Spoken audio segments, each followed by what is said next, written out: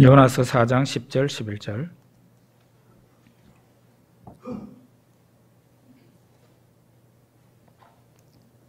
네, 같이 한번 읽어보겠습니다.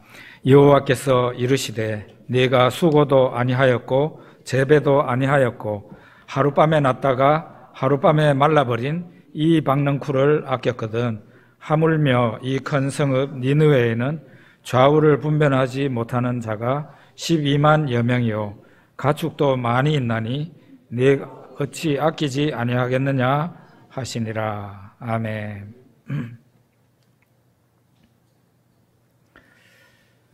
요나에 대해서 마지막 이제 보려고 합니다. 요나는 회개했을까? 요나는 회개했을까요? 설교 준비를 열심히 해가지고 아마 제가 금요일 오전까지는 다 준비가 끝났던 것 같습니다. 제가 잠시 이제 설교 준비를 마치고 빵을 구울 때처럼 빵 반죽을 숙성하잖아요. 저도 숙성 기간이 있습니다.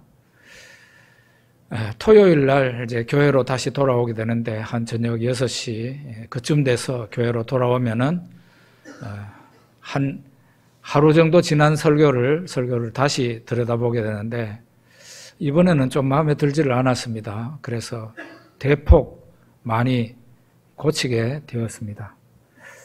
고쳤는데 어젯밤에 그리고 오늘 아침에 거의 설교의 한 절반 정도를 또 바꾸게 되는 그런 일도 벌어졌습니다. 제가 오늘 어떤 설교를 해야 될지 잘 모르겠어요. 정말 오직 하나님께서 영광을 받으시기를 바라고 저의 입술을 하나님께서 주장해 주시면 좋겠다. 그런 마음을 가지고 말씀을 증거합니다. 이영표 선수 간증을 여러분 한번 들어보십시오. 참 그 사람 너무 똑똑하게 조리 있게 자기 간증을 참 잘하더라고요. 이분이 이제 한 20년 전에 월드컵에 나가고 난 후의 이야기를 해주는데 누군가에게서 이제 전도를 받았겠죠. 전도를 받았는데 확신이 들지 않더라 그런 얘기를 합니다. 무슨 확신이 안 들었는가 하면 이전에는 그냥 사람이 죽고 나면 끝이지 뭐 이런 생각을 했는데 전도를 받으면서 내가 죽고 난 뒤에 내가 생각했던 것과 영 다른 일이 나타나면 어떻게 하지? 저 기독교인들이 전도하면서 천국이 있다고 저렇게 외치는데 정말 0.1% 정도 천국이 있으면은 어떻게 할 거냐? 거기에 대한 준비가 되어 있느냐는 거죠. 이영표 선수 말이 아무런 준비도 안 되어 있더라는 거죠. 혹시나 천국이 있으면 어쩔 거냐는 거죠. 거기에 대해서 확신이 없었다. 또 하나는 그런 얘기를 해요. 자기가 이영표가 인정을 하든 인정을 하지 않든 이 세상 인류의 역사는 기독교 중심으로 흘러갔다는 거예요. 그 사람 참 똑똑한 사람들, 철학자도 아닌데 굉장히 논리 정연한 그런 생각을 했더라고요. 자기가 지금까지 불신자로 살아왔는데 그렇다고 해서 기독교 이 세상 역사가 이영표 중심으로 흘러갔느냐, 이영표가 생각하는 대로 흘러갔느냐, 그게 아니라는 거예요. 이 세상 역사는 내가 인정하든 내가 인정하지 않든 간에 기독교 중심으로 흘러왔고 앞으로도 흘러간다는 거죠. 달력을 보면 금방 안다는 거죠. 네? 지금 원래 2024년이잖아요. 2024년 달력을 절간에도 다 걸어놓고 있습니다. 예수님 탄생 후 2024년 됐다. 그런 뜻이잖아요. 이 세상 역사가 예수님 탄생 전과 예수님 탄생 이후로 그렇게 딱 역사가 기록이 되고 있고 달력도 그렇게 되고 있다. 사람이 원하든 원하지 않든 예수 중심으로 이 세상 역사가 흘러가고 있다는 거죠. 유대인 종교 지도자들, 대제사장들, 서기관들, 바리새인들 사두개인들이 모여가지고 빌라도에게 예수님을 고소하면서 이 사람 우리 법대로 하면은 이 사람은 죽을 사람이 사형시켜야 됩니다 하니까 빌라도가 너희들 데리고 가서 사형시키든 말든 난 상관없다 그러니까 우리한테는 사람을 사형시킬 권한이 없습니다. 당신이 대신 죽여줘야 되겠습니다. 빌라도가 그러죠. 내가 아무리 봐도 이 사람은 죽일 죄가 없다. 죄가 없는 사람이다. 그래서 내가 많이 때린 후에 채찍으로 많이 때린 후에 놓아주겠다 그러니까 사람들이 막 데모를 일으키려고 했습니다. 빌라도가 겁이 나가지고 그 유대인 종교 지도자들이 원하는 대로 들어주게 됩니다. 사형 판결을 하고는 예수를 사형시키도록 군사들에게 넘겨주게 됩니다. 예수님이 십자가를 지고 골고다 언덕으로 올라가서 십자가에 못 박히게 되죠. 그리고 높이 십자가가 세워지게 되는데 예수님 머리 위에 십자가에 죄패가 이렇게 있었습니다. 유대인의 왕이라고 그렇게 되어 있었습니다. 그거를 본 유대인 종교 지도자들이 깜짝 놀라가지고 저거 유대인의 왕이라고 하면 안 된다.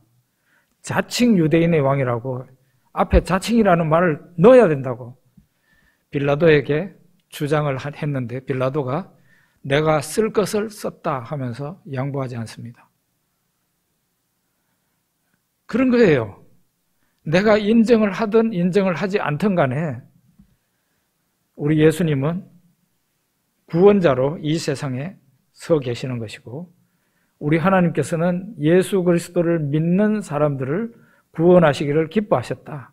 그게 바로 하나님의 계획입니다. 내가 인정하지 않더라도 이 세상 역사는 예수님 중심으로 끝까지 흘러가게 돼 있고 내가 인정하지 않더라도 예수는 구원자이신 거예요. 빌립보서 2장에 보면 예수 그리스도께서 사람 이하로 자기 자신을 낮추시고 십자가에까지 고난을 받으셨어요. 그래서 하나님께서 예수 그리스도를 이 세상과 오는 세상에서 모든 이름 위에 뛰어난 이름을 예수님에게 주셔서 모든 무릎으로 예수 그리스도 앞에 무릎을 꿇고 예수님을 주라고 그렇게 하게 만들었다 그랬어요. 세상 끝날에 모든 사람들이 무릎을 꿇을 것입니다. 예수 그리스도 앞에 무릎을 꿇을 겁니다. 당연히 여러분과 저는 지금도 예수님 앞에 무릎을 꿇고 있는 사람들이니까 자원하는 마음으로 기쁜 마음으로 무릎을 꿇어 예수님께 경배를 드릴 것입니다.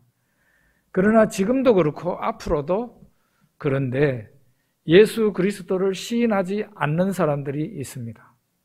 하나님 아버지께서 예수 그리스도의 십자가를 보여주시면서 전도자들을 통해서 전도하시면서 예수님을 영접하고 예수님 앞에 무릎을 꿇으라 하는데 꿇지 않습니다. 그런 사람들은 어떻게 되죠? 자원하는 마음으로 꿇지 않은 사람은 강제적으로 그 무릎이 꿇리게 되어 있다는 거죠. 원하든 원하지 않든 간에 우리 예수님이 심판자로 오시게 되고 모든 사람이 예수님 앞에 무릎을 꿇게 됩니다. 호세아서 4장 6절에 보면 내 백성이 지식이 없으므로 망하는도다 하나님 말씀하셨어요. 제사장들이 하나님의 율법을 버렸으니 나도 그들을 버리리라 우리 하나님께서 말씀하셨어요. 이스라엘이 왜 망했는가? 저 유대인들이 왜 망했는가? 내 백성이 지식이 없으니 망한다 하나님이 말씀하셨어요. 지식이 없다는 말은 다른 말로 하면은 실력이 없다는 말과 통해요. 공부를 잘하는 사람, 실력이 있는 사람이죠. 뭐 기술을 가지고 있는 사람, 그 방면에서 실력이 있는 사람입니다. 세상에 많은 실력을 가지고 있으면 있을수록 좋겠죠. 그 중에 이 세상 사람들이 극소수의 사람들이 가지고 있는 실력이 있는데 그게 바로 영적인 실력이에요. 하나님을 아는 지식이 그 사람 안에 있고 하나님을 믿는 믿음이 그 사람 안에 있어서 그것이 실력이 되는 거예요. 모세가 80세에 하나님의 부름을 받고 애굽으로 돌아가는데 아내와 아들 둘을 나귀에 태워서 모세가 애굽 땅으로 가고 있는데 모세의 손에는 지팡이가 하나 들려 있었어요. 그 말은 모세의 손에 지팡이가 있었다는 말은 모세에게는 아무것도 없었고 오직 하나님만이 모세에게 계셨다는 의미가 됩니다. 그게 바로 모세의 실력이에요. 모세 안에 있는 거예요. 하나님이 주신 실력인데 하나님을 믿는 그 믿음이에요. 그 믿음으로써 모세가 지팡이를 사용할 수 있었죠. 신앙 좋은 것도 대단한 실력입니다. 여러분과 제가 다른 거는 몰라도 세상에서 다른 사람들에게 뒤떨어지는 부분이 있다고 할지라도 신앙적인 면에 있어서는 절대로 실력 없는 사람이 아니라 실력이 있는 사람들이 되기를 바라요. 아멘? 이것도 실력이라니까요. 제가 암에 걸려서 안수기도를 받을 때, 신유의 종에게서 안수기도를 받을 때 수종드는 전도사님들과 이런 분들이 계셨어요. 현권사님 그 좌우편으로. 그분들이 이제 제가 안수받으러 순서가 돼서 딱 가니까 저한테 묻더라고요. 너 어디 아프냐? 예, 제 왼쪽 다리 의족을 하고 있는데 거기에 골수암이 있다고. 그러니까 너 의족을 뺄 수 없느냐? 의족을 빼가지고 우리 권사님이 신유의 종이 손을 너 그 암 있는데 다리에 바로 댈 수 있도록 해라고. 제가 남의 말 잘 안 듣는 편인데 그 말도 안 들었어요. 저는 그 믿은 지 하루 이틀밖에 안 됐지만 하나님이 정말 살아계시는 계시는 하나님이시라면 꼭 그 하나님의 종이 내고 아픈 데다가 거기에다가 꼭 안수를 해야 낫는 거예요? 저는 그런 하나님은 아닐 거라고 생각했어요. 어쨌든 신유의 종이 내 머리에 내 몸에 이렇게 손을 대면서 기도를 하니까 하나님이 살아계시면 내 병이 나을 줄 믿습니다. 그 교회도 안 다닌 녀석이 그런 믿음을 가진 거예요. 어떻게 됐겠습니까? 믿으면 믿는 대로 되리라. 저는 한 번도 제 아픈 그 다리 위에 암이 발병한 그 다리 위에 안수받은 적이 없습니다. 그냥 하나님의 종이 제 머리 한번 치고 가슴팍 한번 치고 덩어리 한번 치고 그러고 끝났어요. 그런데 기적이 나타났습니다. 그러니까 믿음이라는 것은 참 이게 세상 실력하고는 다른 건데 믿음이 있는 사람은 제가 믿음이 크다는 게 아니고 그 부분에 있어서 믿었다는 거죠. 믿음이 있는 사람은 대단한 실력을 가지고 있는 사람이다. 그렇게 우리가 말할 수가 있습니다. 엘리야는 우리와 성정이 같은 사람이지만 그는 기도의 능력을 가지고 있었습니다. 엘리야가 기도를 하니 하늘이 3년 6개월 동안 닫혔어요. 비도 내리지도 않고 이슬도 내리지도 않고. 또 엘리야가 기도를 하니 3년 6개월 동안 닫혔던 그 하늘이 열려져서 비도 내리고 이슬도 내렸습니다. 왜 하나님께서 이 엘리야에게 이와 같은 실력 있는 사람이 되게 하셨을까요? 엘리야가 자기 자신을 하나님 앞에 고백하는 그런 부분이 있습니다. 나는 이스라엘 하나님을 향해서 내 열심이 특심합니다 하고 말을 하는 적이 있어요. 엘리야가 하나님을 향해서 이렇게 말해요. 나는 하나님을 향해서 열심히 특심합니다. 여러분, 우리가 그렇게 고백할 수 있습니까? 만약에 우리가 그렇게 고백할 수 있다면 정말 하나님을 향해서 열심히 특심한 사람이라면 하나님께서 그 사람을 제외해놓고 버려두고 일하시지 않을 겁니다. 반드시 그 사람을 사용하실 거라는 거죠. 우리는 하나님께서 엘리야에게 주신 은혜, 엘리사에게 주신 은혜를 사모할 수 있는 우리가 됐으면 좋겠어요. 네. 하나님께서 엘리야를 이제 다 사용하시고 하늘로 산채로 승천시킬 계획을 하고 계셨어요. 하나님의 비밀이라는 것을 하나님의 영이 다 아신다고 신약 성경에 나와 있죠. 하나님의 영 외에는 하나님의 비밀이라는 것을 모른다고. 그러니까 하나님의 영을 받은 사람들은 하나님의 계획이 그렇게 엘리야에게 그런 계획이 있다는 것을 엘리야의 제자인 엘리사도 알고 그 당시 선지자 생도들이 다 알게 됐어요. 하루는 엘리야하고 엘리사가 길갈로 가는데 엘리사가 그럽니다. 길갈에서 너 여기에 머물러 있어라. 하나님께서 나를 베델로 보내신다. 그 베델로 가는 거예요. 그러니까 엘리사가 자기 스승이 여기 머물러 있으라고 하는데도 머물러 있지 않고 엘리야를 따라갑니다. 자기 스승을 따라갑니다. 베델에 갔더니 이 엘리야가 또 말을 합니다. 하나님이 나를 여리고로 보내신다. 너 여기 머물러 있어라.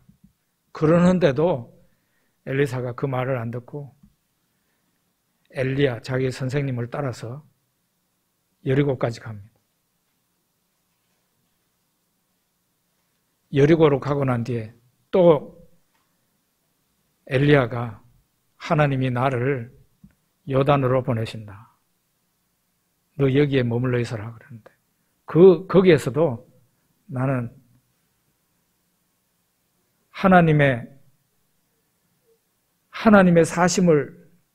사심으로 맹세하고 당신의 영혼의 사심으로 맹세하는데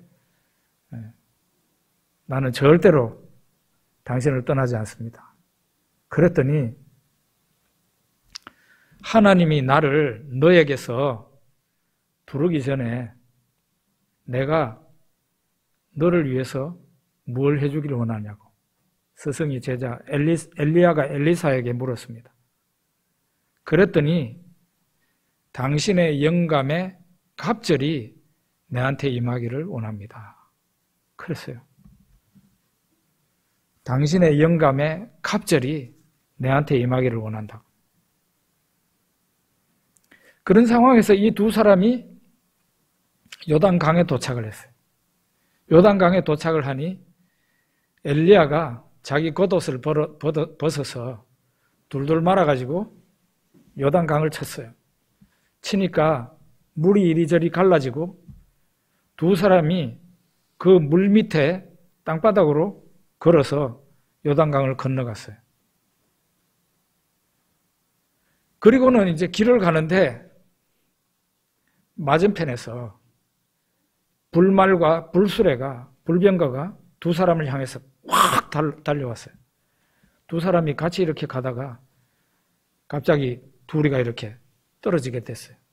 그 사이에 엘리야가 불병거를 타고 하늘로 승천합니다. 엘리야가 승천하고 난 뒤에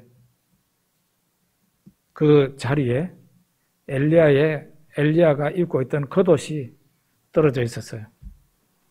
그 겉옷을 제자인 엘리사가 스승의 겉옷을 이렇게 집어들었어요. 그리고 요단강으로 돌아와가지고 요단강을 그 스승의 겉옷을 가지고 요단강을 치면서 엘리야의 하나님 어디 계십니까? 하고 쳤어요. 쳤더니 동일한 기적이 일어났어요. 물이 이리저리 갈라지고 그 요단강 밑에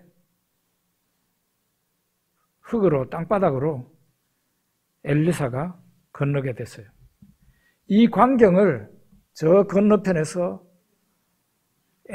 이 선지자의 생도들이 보고 있다가 엘리야의 영감이 엘리사에게 임했구나 하면서 엘리사를 따랐다는 그런 이야기가 열왕기하 2장에 나오고 있습니다. 저는 이 엘리야와 엘리사를 보면서 우리 시대가 험악하고 살기가 힘든 그런 시대라고 그렇게 말을 하는데, 다른 것은 몰라도 신앙적인 방면에 있어서 정말 제대로 된 실력과 능력을 갖춰야 되겠구나, 그런 생각을 하게 됐어요. 신앙 실력을 갖는다는 것은 뭐 다른 게 아니고요, 하나님을 잘 아는 것이에요. 엘리사와 엘리야는 하나님을 잘 아는 사람이에요. 또 하나는 하나님을 잘 알고 하나님의 마음을 가지고 살아가는 사람들이었어요. 내가 이스라엘 하나님께 열심히 특심하오니, 엘리야가 그렇게 말을 했는데, 하나님의 마음을 가지고 하나님과 함께 동행하는 그런 사람들이었다는 것을 우리에게 보여주시는 거예요. 엘리사와 엘리야가 하나님을 잘 알고 하나님의 마음으로 살아갈 때에 하나님께서 이 두 사람에게 아주 특별한 능력을 부어주신 겁니다. 여러분, 우리가 이제 요나서를 이제는 마지막으로 오늘 끝낼 거예요. 요나와 엘리야를 한번 비교해 봅시다. 요나와 엘리야. 지금까지 요나서를 통해서 요나가 우리에게 보여준 모습은 어떤 모습입니까? 엘리야의 모습하고 너무 다르다는 거죠. 엘리야는 자기가 하나님 앞에 고백하기를 나는 이스라엘 하나님께 열심히 특심하오니 그렇게 말을 했는데, 요나는 과연 그렇게 말을 할 수 있었을까? 우리가 보는 요나서에서 보는 요나는 고집이 센 사람이에요. 하나님이 말씀하시면은 말씀하실 때 니느웨로 가라고 그랬는데 니느웨로 안 가고 정반대편으로 다시스로 가는 사람이에요. 하나님이 시키시는 그 일, 명하시는 그 일이 싫다고 끝까지 항의하는, 대드는 그런 선지자의 모습을 우리에게 보여준단 말이에요. 선지자가, 요나가 끝까지 하나님을 제대로 알지 못하고 하나님의 마음을 가지지 못하고 그 인생을 그렇게 끝까지 살아가다가 인생을 마친다면 그 사람의 인생은 분명히 불행하게 돼요.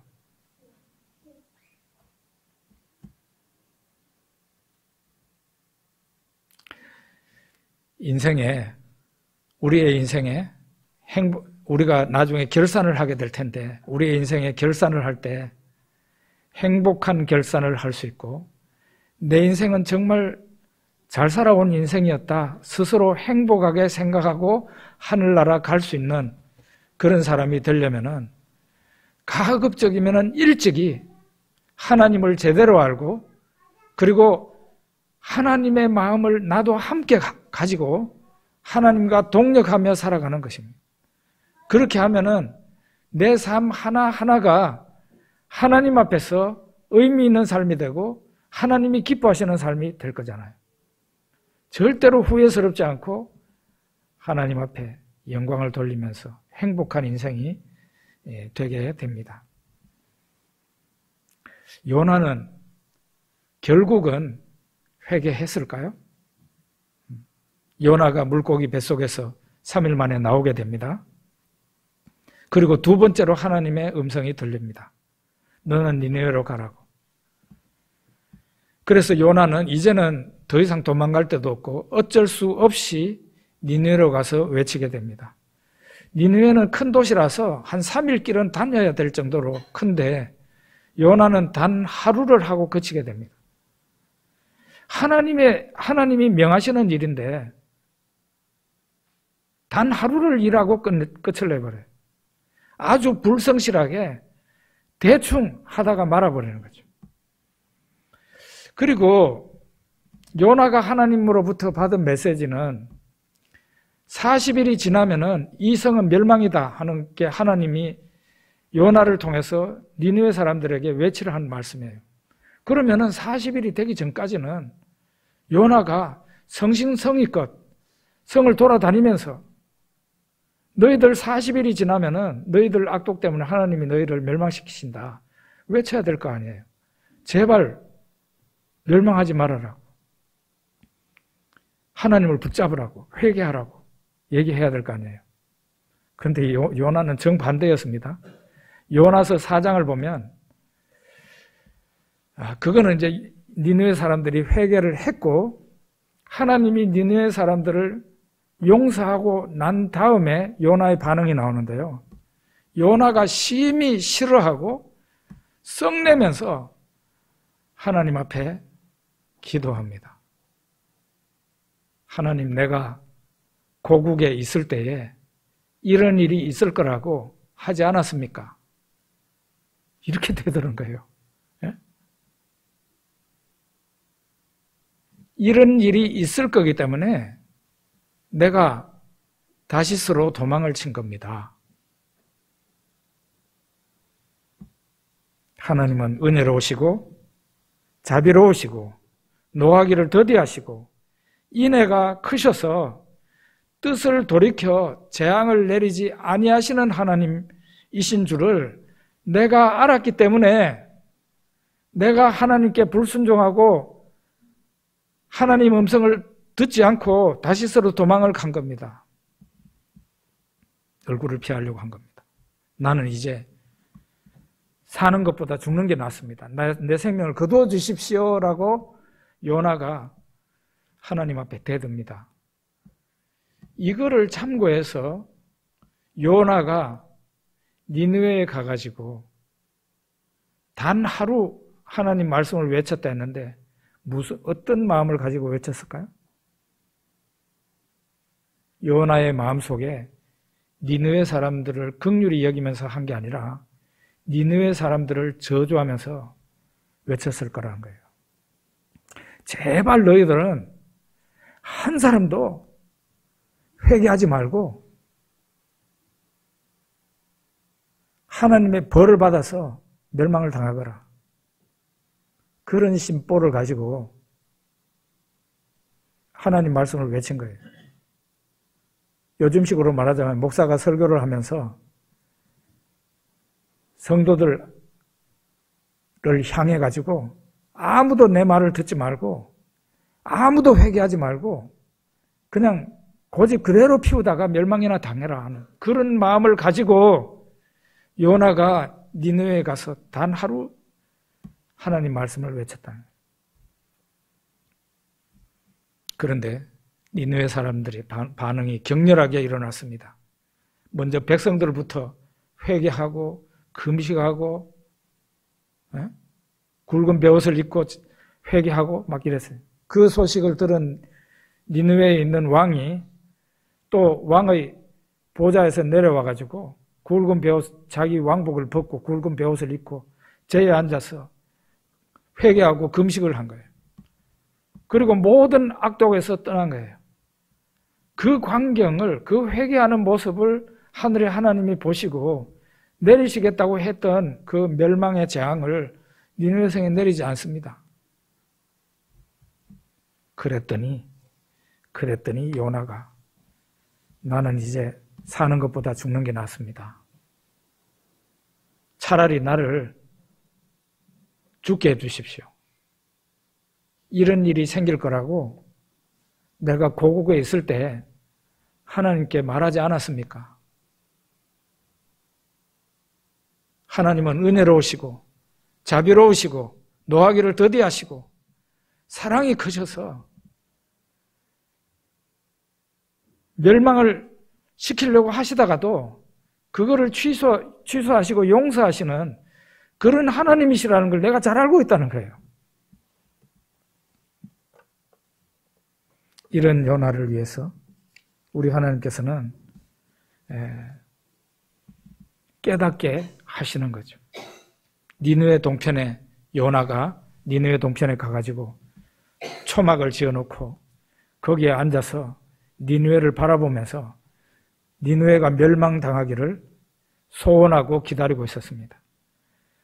그 초막 가까이에 박넝쿨이 박이삭이 올라오더니 넝쿨이 이렇게 올라가가지고 요나가 지은 그 초막 위에 그늘이 되어 주었습니다.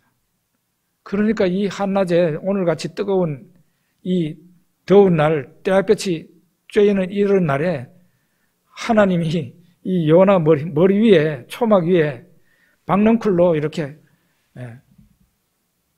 그늘을 만들어 주시니까 그거 아주 기분이 좋았던 모양이에요.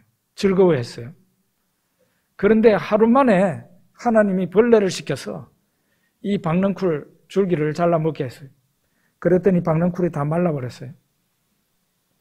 그랬더니 요나의 반응이요. 뜨거운 햇볕이 요나의 머리 위에 쪼이니까 요나가 정신이 혼미해져서 내가 사는 것보다 죽는 것이 낫다고 그렇게 말을 했어요. 그 말을 듣고 요나에게 하나님이 말씀하십니다.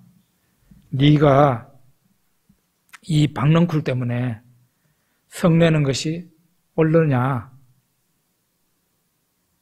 네가 이 박넝쿨 때문에 성내는 것이 옳냐? 하고 물었어요. 그랬더니 요나가 내가 성내어 죽기까지 할지라도 옳습니다 하고 말을 합니다. 그러자 하나님이 우리가 아까 읽었던 그 본문을 가지고 하나님이 말씀하세요. 한번 우리 같이 한번 읽어보죠. 10절 11절 여호와께서 이르시되 내가 수고도 아니하였고 재배도 아니하였고 하룻밤에 났다가 하룻밤에 말라버린 이 박넝쿨을 아꼈거든 하물며 이 큰 성읍 니느웨에는 좌우를 분별하지 못하는 자가 12만여 명이요 가축도 많이 있나니 내가 어찌 아끼지 아니하겠느냐 하시니라. 하나님이 네가 그 박넝쿨을 심었느냐? 네가 물과 거름을 주고 그 박넝쿨을 키웠느냐?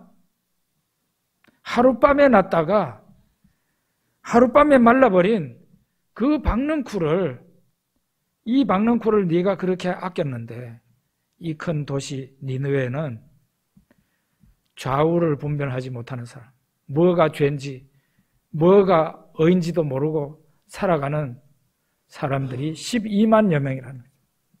그리고 사람 외에도 짐승들도 많이 살고 있다는 거예요.